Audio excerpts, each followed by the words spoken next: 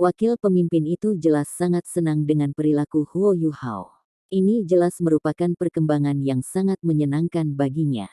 Fakta bahwa dia mampu menghancurkan lawannya di turnamen ini berarti bahwa Gereja Roh Kudus tidak perlu berselisih dengan faksi bangsawan dan militer, dan semuanya akan berjalan sesuai rencana.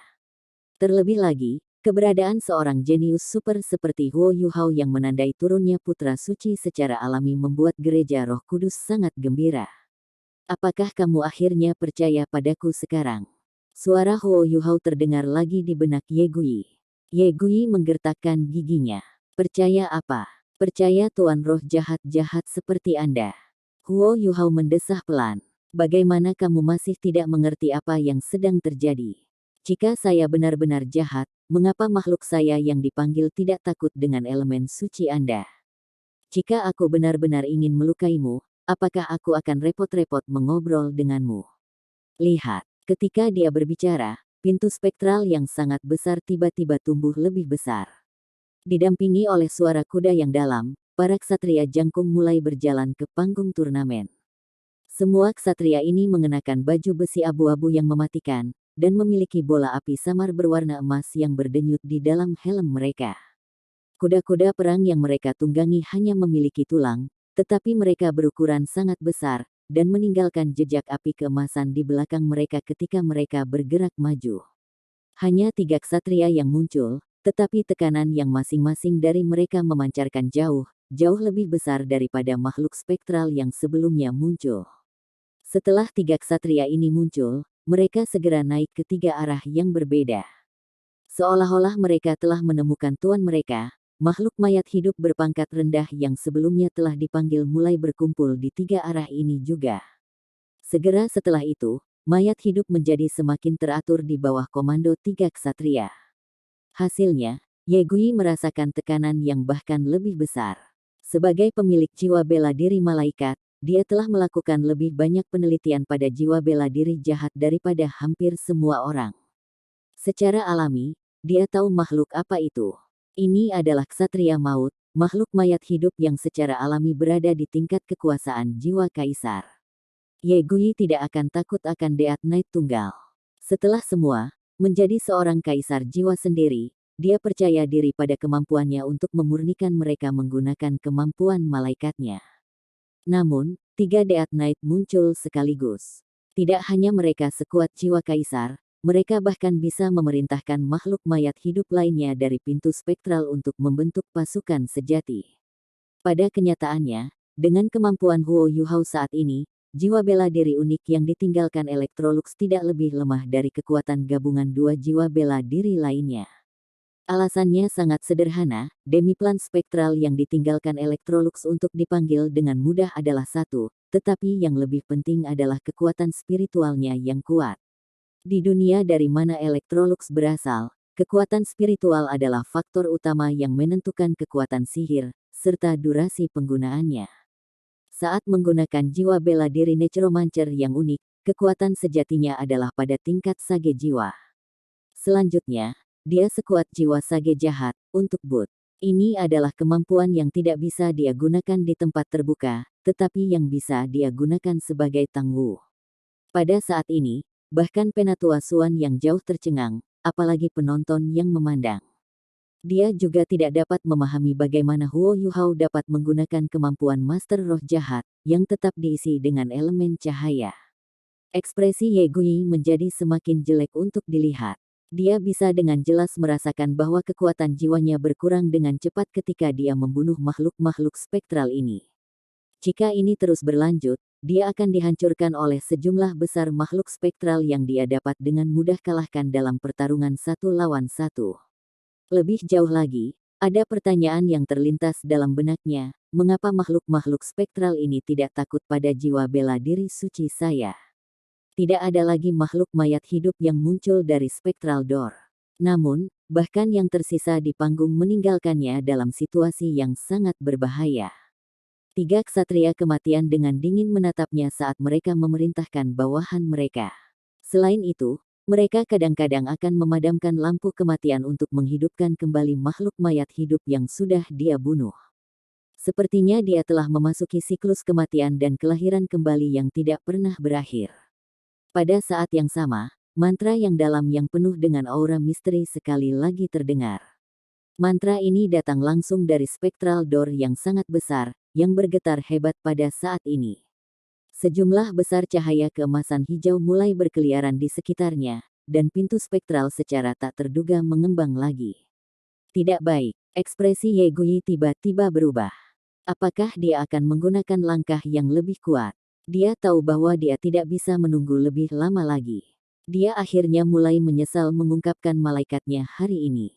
Namun, penyesalan ini hanya berlangsung sesaat sebelum pergi. Jika bukan karena kemauannya yang sangat kuat, dia pasti tidak akan bisa mengendalikan malaikatnya. Ye Gui dengan bangga mengangkat pedang panjang di tangannya, mengeluarkan peluit tajam saat dia melakukannya. Segera setelah itu, Seven Star Sword tiba-tiba terbakar. Pedang, yang sepenuhnya terbuat dari logam langka, tiba-tiba mulai meleleh karena kekuatan jiwa suci Ye Gui. Selain itu, cahaya emas suci yang dipancarkannya mulai berubah menjadi merah keemasan. Bola cahaya yang sangat besar muncul di belakangnya, dan sayap putihnya yang murni mulai mengembang. Namun, sepasang sayap baru ini tidak sepaktil yang sebelumnya. Sebaliknya, mereka terbuat dari cahaya. Meski begitu, makhluk mayat yang terbuat dari cahaya dipenuhi dengan ketakutan, sampai-sampai mereka gemetaran dengan sepatu bot mereka. Bahkan para ksatria kematian dibiarkan dalam kondisi yang sama, tidak peduli seberapa keras mereka berusaha untuk melawan. Cincin jiwa keenam hitam pekat gai-gai perlahan mulai naik di atasnya. Selama proses ini, cincin jiwanya mulai melepaskan cahaya kemerahan keemasan yang sama yang datang dari tubuhnya, sebelum perlahan-lahan menyatu dengannya. Longsword yang meleleh di tangannya dan cahaya yang datang dari tubuhnya membeku bersama, membentuk pedang besar sepanjang 3 meter. Rasanya seperti cahaya yang datang dari pedang emas kemerahan ini ingin menembus surga dan bumi itu sendiri. Ye Gui membuatnya bergerak. Dia mengambil langkah maju di udara dan berputar, menyebabkan pedang besar di tangannya menari-nari.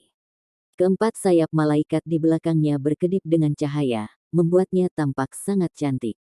Ini adalah keterampilan jiwa keenamnya, Angelic Dance. Dengan mengandalkan kekuatan jiwa bela dirinya, Ye Gui mampu dengan paksa membawa dirinya ke tingkat kekuatan dekat dengan tubuh sejati jiwa sage untuk waktu yang singkat. Pedang suci di tangannya telah berubah menjadi pedang matahari suci, dan setiap makhluk mayat hidup yang disentuhnya segera berubah menjadi debu. 3 ksatria kematian dengan cepat berkumpul dan menyerang tanpa takut ke arahnya. Namun, mereka bahkan tidak bisa bertahan 3 detik melawan Holy Sun Sword sebelum diuapkan oleh cahayanya yang menakutkan. Tanda hubung. Di bawah panggung, Douluo berjudul dari Gereja Roh Kudus mulai mengungkapkan ekspresi panik di wajah mereka. Jiwa bela diri jahat mereka sebenarnya mulai bergetar sedikit karena gadis muda ini, yang bahkan bukan sage jiwa. Tidak heran kalau malaikat itu dikenal sebagai musuh terbesar mereka. Ini terlalu kuat. Begitu dia membunuh Death Knight terakhir, Ye Gui dengan keras mengalahkan keempat sayap di punggungnya. Sejumlah besar cahaya suci muncul dari tubuhnya, dan dengan tangan mencengkeram pedangnya, dia melompat ke udara. Cahaya merah keemasan dari pedangnya memenuhi langit, dan dia meluncurkan tebasan yang sangat kuat ke arah pintu cahaya yang sangat besar. Wajahnya yang lembut dipenuhi dengan tekad yang teguh. Pada saat yang tepat ini, cahaya dalam jarak 50 meter yang mengelilingi Ye Gui dan Spectral Door mulai berputar, menyebabkan semuanya menjadi buram. Tidak ada orang dari dunia luar yang bisa melihat apa yang sedang terjadi di atas panggung. Hanya Ye Gui yang bisa melihat, dengan keheranannya, bahwa sepasang mata emas besar telah muncul di dalam pintu spektral yang sangat besar. Tepat setelah itu, dia merasakan kekuatan yang sangat kuat menghantam dunia spiritualnya yang ulet. Tubuh mungilnya bergetar, langsung menghabiskan hampir setengah dari kekuatan yang terkandung dalam Angelic Dance-nya. Sosok emas berjalan mendekatinya. Sosok ini sangat elegan dan cantik tiada bandingnya, dan dipenuhi dengan cahaya yang tak terbatas. Tidak ada aura yang mematikan hadir pada sosok emas ini sama sekali. Rambutnya yang panjang berkibar-kibar di belakangnya, dan tubuh emasnya yang murni tampaknya dipenuhi dengan kekuatan kehidupan yang tak terbatas. Selanjutnya, Ye Gui tiba-tiba merasakan aura suci yang datang darinya. Ini adalah aura suci yang agak mirip dengan miliknya, namun sangat tumpul dibandingkan dengan auranya. Dalam sekejap, sosok emas ini menabraknya. Aura Ye Gui langsung bubar. Pada saat itu, dia akhirnya percaya pada Huo Yuhao. Tidak ada apapun dari apa yang dikatakan Huo Yuhao sebelumnya yang berdampak padanya. Namun, mustahil bagi siapapun untuk memalsukan aura suci, apalagi seorang guru jiwa jahat. Bahkan jejak samar itu hanya bisa dihasilkan oleh orang yang sangat murni. Suara Huo Yuhao sekali lagi terdengar di kepalanya. Apakah kamu merasakannya? Iya. Baik. Keduanya berbincang untuk periode waktu yang sangat singkat. Tepat setelah itu, arena mengalami perubahan besar. Cahaya yang awalnya diputar di dalam arena tiba-tiba menjadi jelas. Rantai tebal yang tak terhitung jumlahnya melekat pada sabit tajam yang ditembakkan dari spectral door yang bergetar hebat. Di sisi lain, Ye Gui yang sebelumnya sangat kuat sekarang mengambang di udara. Tubuhnya ditutupi oleh cahaya abu-abu yang mematikan, dan pupilnya telah tumpul. Punggungnya tidak lagi memiliki 4 sayap, tetapi 2.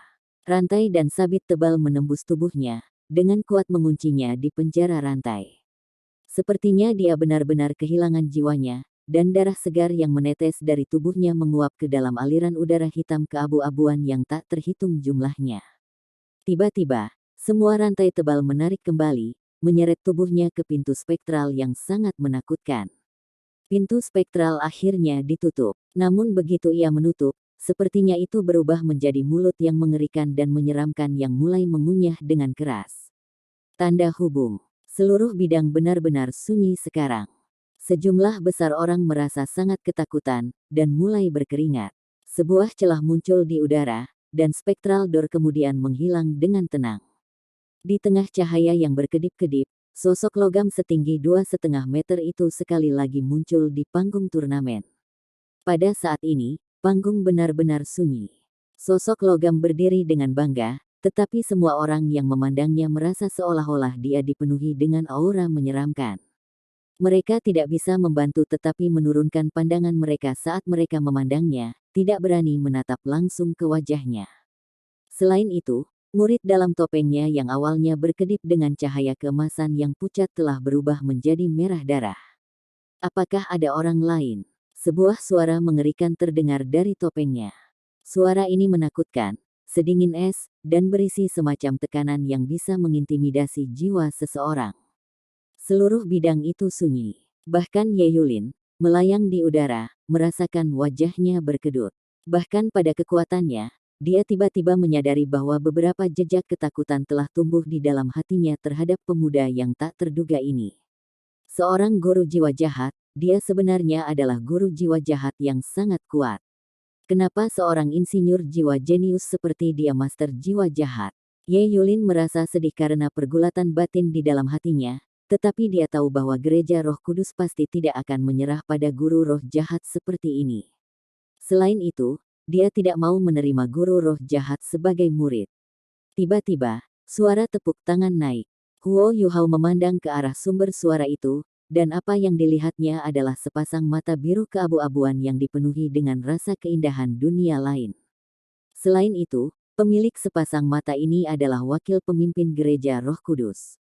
Tepat setelah dia mulai bertepuk tangan, 4 penatua lainnya dari gereja Roh Kudus mulai bertepuk tangan bersamanya dengan semangat dan gairah. Kerumunan di arena sangat besar, dan hanya mereka berempat bertepuk tangan yang aneh, memang. Namun, ini membangkitkan kesadaran semua orang yang hadir. Dia telah menang. Tang Wu, yang mewakili aliansi Dusquater, telah memenangkan turnamen rekayasa jiwa elit Radiant City. Tanda pisah. Ye Yulin mendarat di panggung turnamen dan menatap Huo Yuhao dengan tatapan rumit di matanya.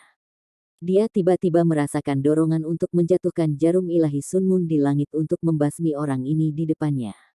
Orang ini adalah seorang insinyur jiwa jenius dan master jiwa jahat jenius pada usia seperti itu. Apakah kekaisaran benar-benar dapat mengendalikannya di masa depan? Selain itu, seberapa besarkah gereja Roh Kudus akan berkembang di masa depan dengan seorang jenius seperti dia di generasi yang lebih muda? Namun, Ye Yulin tidak berani melakukannya di hadapan 5 jahat titlet Douluo yang menatapnya dengan penuh perhatian. Apa yang diungkapkan Huo Yuhao ke berbagai pusat kekuatan adalah bakat. Namun, masih ada perbedaan besar antara dia dan para insinyur jiwa titlet Douluo dan kelas 9 ini ketika berkuasa. Namun, ia dapat mengandalkan mentalitas massa dan penguasa jiwa jahat, bersama dengan 3 kekuatan bawah tanah, untuk mengendalikan seluruh situasi. Para penguasa jiwa jahat telah menjadi payung pelindungnya. Senyum acuh tak acuh mulai muncul di wajah di bawah topeng emas. Begitu banyak kejutan menyenangkan telah terjadi hari ini. Huo Yuhao sangat senang dengan penampilannya hari ini. Dia akhirnya merasa seolah-olah dia benar-benar memahami berbagai kemampuan yang dia miliki. Bagaimanapun, dia masih muda. Dia dalam hati berteriak pada dirinya sendiri, panggil aku Huo Yuhao yang selalu berubah. Tang Wu dari aliansi Dusquater menang. Tatapan rumit Ye Yulin akhirnya kembali normal saat dia dengan kaku mengumumkan hasil turnamen. Di sisi lain, seketika hasil ini diumumkan, Kamar Dagang Alto dan aliansi bersama, yang semula tidak senang, sekarang benar-benar diam. Tanpa disangka-sangka, tidak ada yang melompat untuk ikut serta dalam hasil turnamen.